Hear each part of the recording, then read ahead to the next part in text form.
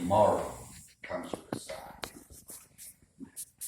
All right, second one about childhood is called Lonely Like Me. I grew up part-time on a farm in Missouri, and that's what this is about.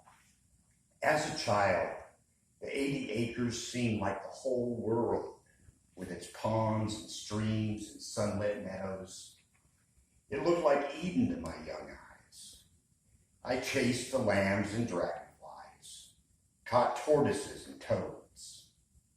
The banks of the stream looked like cliffs to me as I watched the suspended shadows of the bluegill in the water below. With July's Lebanon broil, I found shade beneath a black locust tree and tried to figure out how I could use the thorns as fish hooks to catch dinner for the night. Evening set the sky on fire, the clouds were all ablaze. Passion found me early. So much land and nothing but time.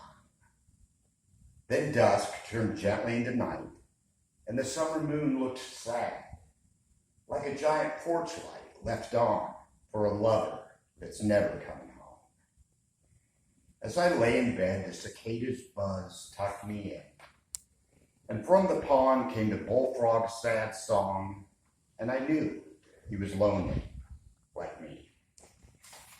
And then one more on childhood, and it's called Birth of a Poet. This is where organization comes in. One of my earliest memories are of afternoons in the backyard, standing on a wrought iron chair that was painted lime green. My creativity was feral. The paint was peeling, and the sun beat down upon me. I was 5 years old and in the genesis of my writing career. Below my chair was a plastic swimming pool filled with water.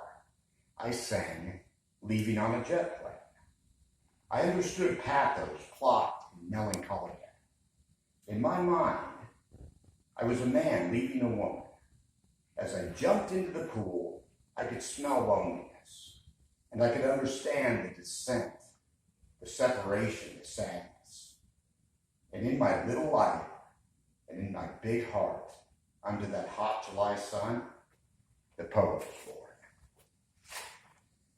Okay, the second little group of poems is on the craft, on writing itself. I often find that if I can't write about anything else, I can write about writer's block, I can write about the craft of writing. So here are a few on the craft. Okay, this one's called Six. On a day that was fraught with anxiety and anger, I sailed to the other side.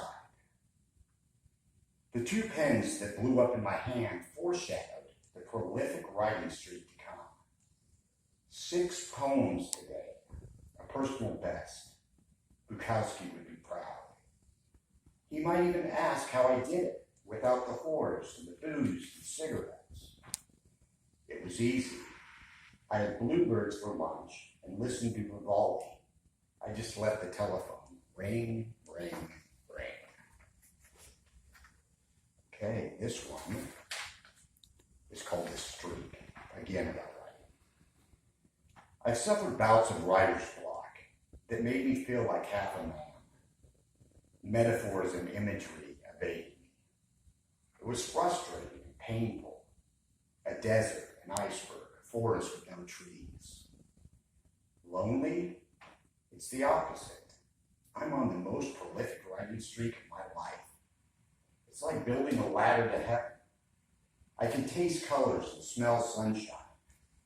It feels like I found the fountain of youth, like I'm a small god, a rock star, like I can grab the stars out of the sky and light up my writing desk.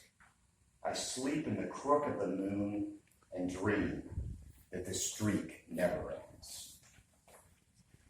Another one about the craft. It's called Sometimes She Consummates the Deal.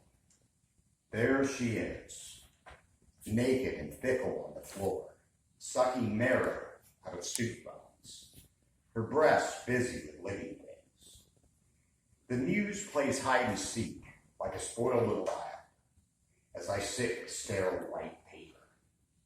I think I see her from the corner of my eye, but when I look, she is gone, like the last dodo.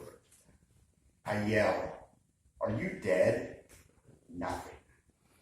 And then she appears dimly through the glass and gives me a hard one, fierce, right behind the eye, in that still small place where so many shadows dance. Declining.